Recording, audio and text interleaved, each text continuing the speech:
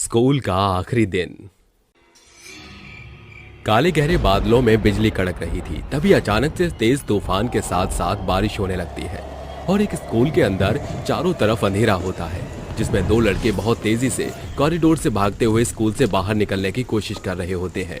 उनकी आंखें डर से बड़ी बड़ी लग रही थीं। कभी यहाँ देखते तो कभी वहां देखते और फिर किसी चीज से बचकर भागने लगते। हम फंस गए हैं, यहाँ कोई रास्ता नहीं है। हम बार बार घूम घूम कर एक ही जगह पर आ रहे हैं। अब हम क्या करें? हम जितना भी यहाँ से भागने की कोशिश कर रहे हैं उतना ही यहाँ फंसते जा रहे हैं। तभी मोंटी को स्कूल की कैंटीन दिखाई देती है। वहाँ कैंटीन है, शायद वहाँ माचिस या मोमबत्ती मिल सकती है। अब हमारे पास और कोई दूसरा उपाय नहीं है, तुम यहीं रुको, मैं अभी आता हूँ। मोंटी कुणाल को वहीं रोककर कैंटीन की तरफ बढ़ने लगता है, जहाँ घना अंधेरा होता है और एक टूटी से पानी की बूंदें टपक कर फर्श पर गिर रही होती हैं। तभी उसे वहां रखी हुई एक बाल्टी के काले पानी से अजीब अजीब आवाजें आने लगती हैं, जिसे सुनकर मोंटी उसकी तरफ बढ़ने लगता है। उसके चेहरे पर पसीना और आंखों में खौफ साफ पता चल रहा था, मानो जैसे उसकी अंतिम घड़ी चल रही हो। जैसे ही मोंटी बाल्टी के पास पहुंचता है, वो उसके अंदर झांककर देख रहा होता है। तभी उस पानी की बाल्टी के अंदर से एक खौफनाक हाथ बाहर निकलता है और मोंटी का गला पकड़ लेता है। छोड़ो मुझे, मेरा गला छोड़ दो। कुणाल, कुणाल मुझे बचाओ। मोंटी की आवाज सुनकर कुणाल कैंटीन की तरफ भागता हुआ आता है, जिसके आने पर वो हाथ वापस से उस बाल्टी के अंदर चला जाता है। कुणाल मोंटी का हाथ पकड़ता है और उसे वहां से खींचता हुआ बाहर ले आता है और एक क्लासरूम में ले जाकर क्लास का दरवाजा बंद कर देता है। इसके बाद वो रोने लगता है। मैंने कहा था ना, हम नहीं बचेंगे। हमसे बहुत बड़ी गलती हो गई। हमें वो किताब नहीं पढ़नी चाहिए थी। मैंने क्या कर दिया? मैंने अपने पैर पर खुद कुल्हाड़ी मार दी। अब हम यहाँ से कैसे निकलेंगे? यहाँ तो कोने कोने में उसी का साया है। मेरा स्कूल का आखिरी दिन ऐसा होगा, मैंने कभी सपने में भी नहीं सोचा था। मेरी माँ और मेरे पिताजी ने मेरे लिए कितने सपने देखे थे। अफसोस, अब मैं किसी के भी सपनों को साकार नहीं कर सकता। तभी अचानक से क्लास की खिड़कियां जोर जोर से बजने लगती हैं। चारों तरफ एक बहुत ही भयानक चुड़ैल के हंसने और चिल्लाने की आवाज आने लगती है। अचानक ही कुछ काले साए क्लास के छत के ऊपर चारों तरफ घूमने लगते हैं, जिसके बाद वे दोनों अपनी जान बचाकर वहां से भागने की कोशिश करते हैं और क्लास का दरवाजा खोलने लगते हैं। लेकिन दरवाजा खोलते ही दरवाजे पर एक बहुत ही भयानक काले लिबास में चुड़ैल खड़ी होती है, जिसे देखकर वो दोनों थर थर कांपने लगते हैं। उनकी आंखों से डर साफ पता चल रहा होता है। उनके चेहरे पर पूरी तरह 12 बजे थे। तभी चुड़ैल अपने दोनों हाथों से उन दोनों की गर्दन पकड़ती है और उन दोनों को ऊपर उठा लेती है। कहाँ जा रहे हो? तुम्हारा ही तो इंतजार था। अब इतना इंतजार करवाने के बाद मुझे छोड़कर जा रहे हो? ऐसा क्यों कर रहे हो तुम दोनों? क्यों भाग रहे हो मुझसे? दोनों का डर से हलक सूखा था। गला दबने की वजह से वो कुछ बोल भी नहीं पा रहे थे। बोलो, अब बोलो ना। तुमने ही तो मुझे यहाँ बुलाया है। अब मैं आ गई हूँ तो मुझसे भाग रहे हो? क्या मैं तुम्हें पसंद नहीं आई? ये कहकर चुड़ैल उन दोनों को उठाकर फेंक देती है, जिसके बाद वो दोनों स्कूल के बेंचों पर जाकर गिर जाते हैं और बहुत बुरी तरह घायल हो जाते हैं।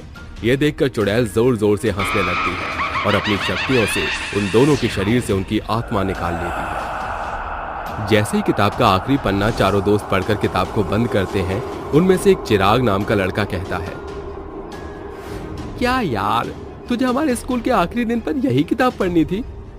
अरे भाई, मुझे क्या पता था कि ये कोई हॉरर स्टोरी की किताब है। बस मैंने उसके ऊपर लिखा हुआ टॉपिक पढ़ा, स्कूल का आखिरी दिन, जिसे मैं हमारे स्कूल के आखिरी दिन पर पढ़ने के लिए ले आया। अरे क्या हुआ? वैसे भी स्टोरी तो कमाल की थी। क्या मस्त एंडिंग थी। और उस चुड़ैल ने कितनी बुरी तरह बेचारों को मार दिया। अरे यार, तुम लोगों को भूख नहीं लग रही है क्या? मैं तो इस कहानी को पढ़ते पढ़ते बोर हो गया हूँ। अब हम इतनी रात के समय अपने स्कूल में हमारा आखिरी दिन सेलिब्रेट करने आए हैं, तो चलो कुछ मस्ती करते हैं। वो चारों दोस्त उस अंधेरी रात में स्कूल की सभी क्लासों के अंदर जाते हैं और कुछ भी उल्टा सीधा क्लास के बोर्ड पर लिख देते हैं। अरे राघव, तू तो अपने उस खड़ूस टीचर माधव के लिए कुछ लिख दे, जाने से पहले तेरे दिल को शांति मिल जाएगी। सही कहा तूने, मैं तो सोच रहा हूँ उसके चित्र के साथ उस पर कुछ लिख दूं, बहुत मजा आएगा। वो चारों जोर जोर से हंसने लगते हैं और अपने स्कूल के आखिरी दिन को एंजॉय करने लगते हैं। तभी अचानक से क्लास की खिड़कियां जोर जोर से बजने लगती हैं, जिसे देखकर चारों बहुत बुरी तरह से डर जाते हैं और वहां से भागने लगते हैं। लेकिन क्लास से भागते भागते उन तीनों में से कायरव जमीन पर गिर जाता है, जिसके बाद कोई अचानक से उसके पैर खींचता है, उसे क्लास के अंदर बंद कर लेता है, जिसके बाद वो बहुत तेज चिल्लाने की आवाज आती है। वो तीनों दरवाजा पीटते रहते हैं लेकिन कायरव बाहर नहीं आता। कुछ ही देर में कायरव के चिल्लाने की आवाज भी बंद हो जाती है। ये सब क्या हो रहा है? ऐसा तो उस किताब में था, मुझे तो डर लग रहा है। हमें यहाँ से निकलना होगा, मुझे कुछ ठीक नहीं लग रहा। चल चिराग, चल यहाँ से। जैसे ही राघव और भूपेंद्र चिराग को चलने के लिए बोलते हैं, तभी अचानक से ऊपर से एक काला साया चिराग के ऊपर आता है और वे उसे अपनी आगोश में लेकर कहीं गायब हो जाते हैं। ये देखकर भूपेंद्र और राघव दोनों ही वहां से भागने लगते हैं। भागते भागते भूपेंद्र राघव से कहता है, यह सब उस किताब को पढ़ने से हुआ है, अब हम भी नहीं बचेंगे। जैसे वो दोनों लड़के मारे गए थे, वैसे हम चारों भी मारे जाएंगे और हम चारों में से सिर्फ हम दो ही बचे हैं। मुझे घर जाना है, मुझे घर जाना है, मुझे यहाँ से किसी भी हालत में निकलना है। वो दोनों वहां से भागकर स्कूल की कैंटीन के पास पहुंच जाते हैं। तभी कैंटीन देखकर भूपेंद्र को कुछ याद आता है। उस किताब में एक लड़का माचिस या मोमबत्ती ढूंढ रहा था, शायद वो कुछ जलाना चाहता था। मुझे तो ऐसा लगता है कि वो लड़का उस किताब को जलाने के लिए माचिस और मोमबत्ती ढूंढ रहा होगा, क्योंकि उन्होंने भी तो किताब पढ़ी थी। मुझे भी ऐसा ही लगता है, शायद उस किताब को जलाने से हमें इन सब से मुक्ति मिल सकती है। चलो कैंटीन में चलकर माचिस या मोमबत्ती ढूंढते हैं। वो दोनों कैंटीन के अंदर जाते हैं और माचिस या मोमबत्ती ढूंढने लगते हैं। काफी देर के बाद एक कैश काउंटर के ड्रॉर में राघव को माचिस मिल जाती है। मुझे माचिस मिल गई भूपेंद्र, मुझे माचिस मिल गई, चलो अब किताब ढूंढते हैं। जैसे ही राघव माचिस लेकर भूपेंद्र के पास पहुंचता है, उसे भूपेंद्र की आंखें खून की तरह लाल दिखने लगती हैं, जिसे देखकर राघव को यह समझने में देर नहीं लगती कि उसे भी काले साई ने अपने वश में कर लिया है। राघव माचिस लेकर वहां से भागने लगता है और किताब ढूंढने लगता है, जिसके बाद वो उस क्लास में पहुंच ही जाता है जहां वो किताब पढ़ी थी।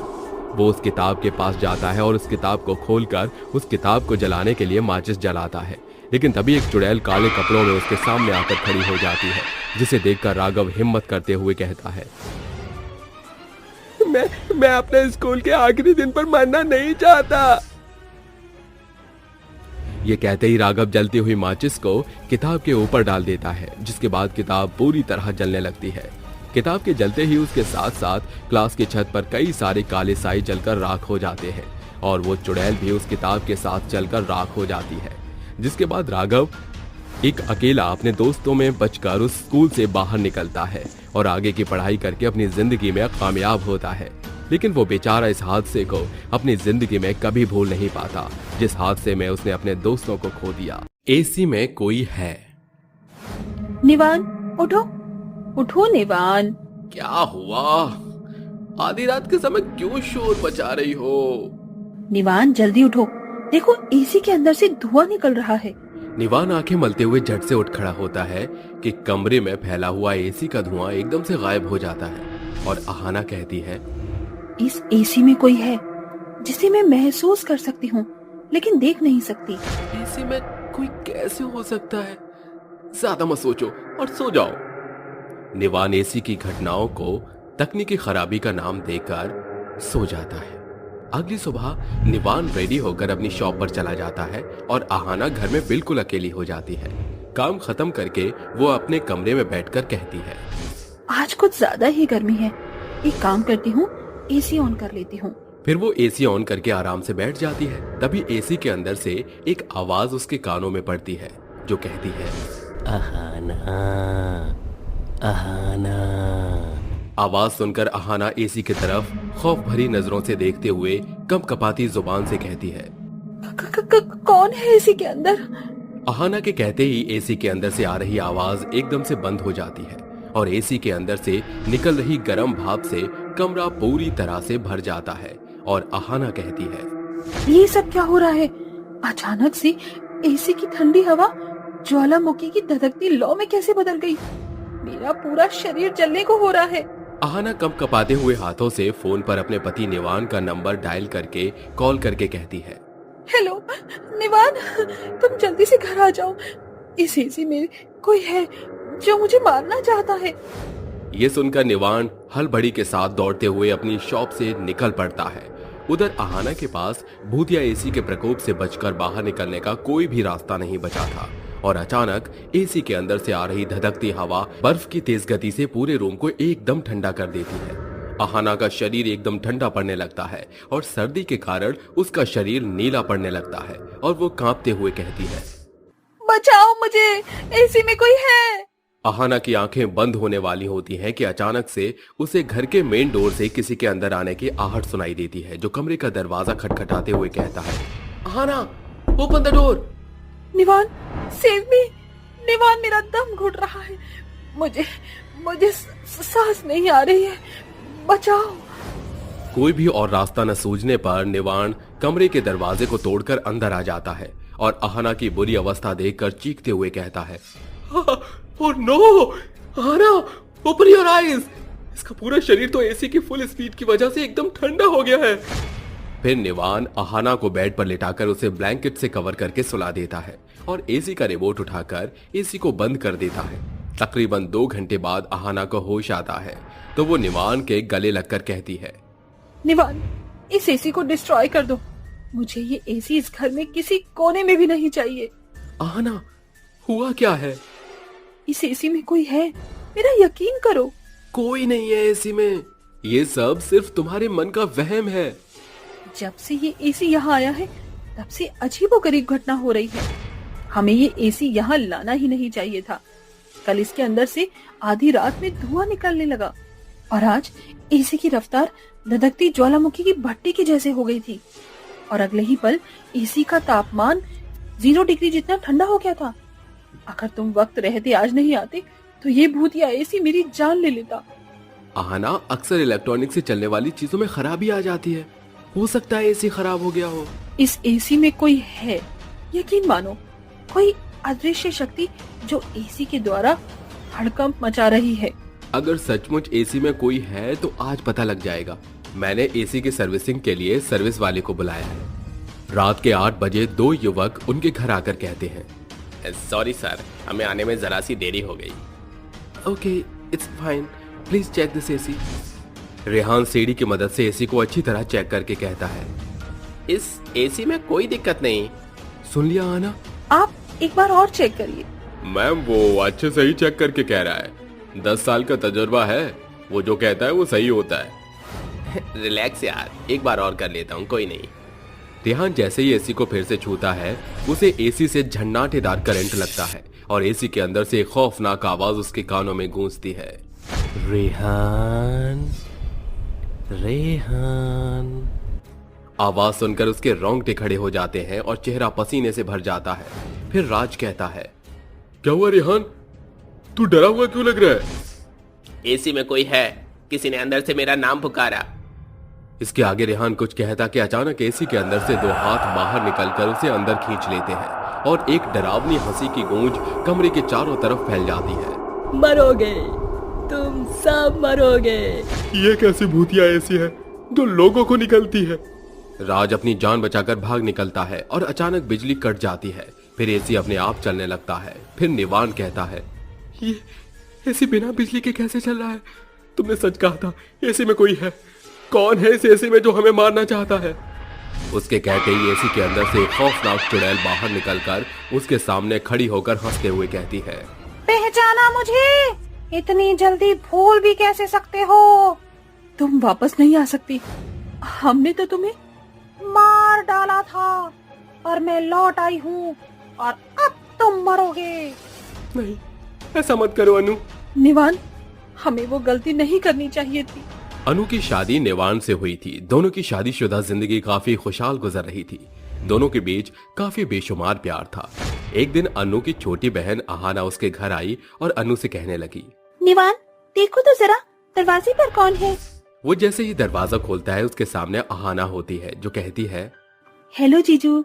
अरे साली साहिबा, आप आइए आइए। तीनों बैठकर काफी देर तक बातें करते हैं। तभी अनु कहती है, अहाना, क्या सोचा है शादी का? शादी तो मैं आज ही कर लूं, बस मुझे जीजू जैसा स्मार्ट डैशिंग लड़का चाहिए। क्यों नहीं, वैसे भी साली तो आधी घरवाली होती है। ये सुनकर अनु गुस्से से तिलमिलाते हुए पैर पटक कर वहां से चली जाती है। वक्त बीतने के साथ अहाना और निवान के बीच में नजदीकियां बढ़ने लगती हैं। निवान के एसी की दुकान थी जहां अक्सर अब वो दोनों चोरी छिपे मिला करते थे। पर एक दिन वो रंगे हाथों पकड़े जाते हैं और अनु बौखलाकर कहती है, शक तो मुझे पहले ही था कि तुम दोनों के बीच कुछ तो चल रहा है। क्यों री अहाना, तुझे जरा भी शर्म नहीं आई अपनी बहन की गृहस्थी उजाड़ते हुए? मेरा तुमसे मन भर गया है अनु, हमारे रास्ते से हट जाओ। हमें अपनी जिंदगी अहाना के साथ बिताना चाहता हूँ। तुमने मिलकर मुझे धोखा दिया। मैं तुम्हारी रंग रलियों के किस्से सबको चीख चीख कर बताऊंगी। तू नहीं मानेगी, आज इस एसी की दुकान में ही तेरा काम तमाम कर देते हैं। दोनों अनु को मौत के घाट उतारकर उसे एसी की दुकान की जमीन में गाड़ देते हैं और अनु चुड़ैल बन जाती है। जब तुम इस एसी को यहाँ ला रहे थे तो मेरी आत्मा इसमें घुसकर यहाँ बदले की आग में चली आई। अब तुम मरोगे। इसके बाद चुड़ैल एसी के अंदर घुसकर अपने दोनों हाथ बाहर निकालकर उन्हें अंदर खींचकर खत्म करते हुए अपना बदला पूरा करके हमेशा के लिए एसी से मुक्त हो जाती है।